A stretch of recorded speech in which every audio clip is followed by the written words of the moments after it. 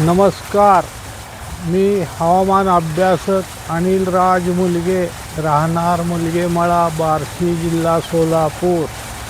दिनांक 4 फेब्रुवारी. आज राज्यात पश्चिम महाराष्ट्र, कोकण, मुंबई व उपनगरात, नाशिक, खान्देश, विदर्भातील काही जिल्ह्यात दुपारपर्यंत वारे वाहतील.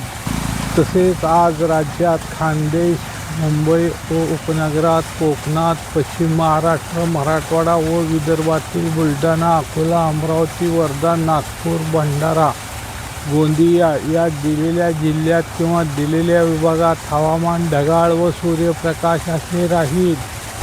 तसेच यापैकी मुंबई उपनगरात डहाणू, पालघर, नाशिक, नंदुरबार, बुलढाणा, संभाजीनगर, अहिल्यानगर, जालना, परभणी, धाराशिव, सोलापूर, सांगली, कोल्हापूर, बेळगाव, कोकणात तसेच सातारा, पुणे या दिलेल्या जिल्ह्यात एखादे दुसरे ठिकाणी अचानक स्थानिक वातावरण तयार झाले तर त्या भागापुरते थोडा वेळ पावसाचे थेंब किंवा पावसाच्या तुरळक हलक्या सरी पडण्याची शक्यता राहील. जर स्थानिक वातावरण तयार झाले नाही तर पावसाची शक्यता कमी राहील. तसेच राज्याच्या इतर जिल्ह्यात हवामान ढगाळ व सूर्यप्रकाश असे राहील. तसेच मी पूर्वी सांगितल्याप्रमाणे फेब्रुवारी महिन्याच्या शेवटच्या आठवड्यात राज्यात हवामान ढगाळ होण्याची शक्यता असून काही विभागात पावसाची शक्यता राहील. सदर फेब्रुवारीच्या शेवटच्या आठवड्यापर्यंत राज्यात कुठेही गारपिटीची शक्यता नाही.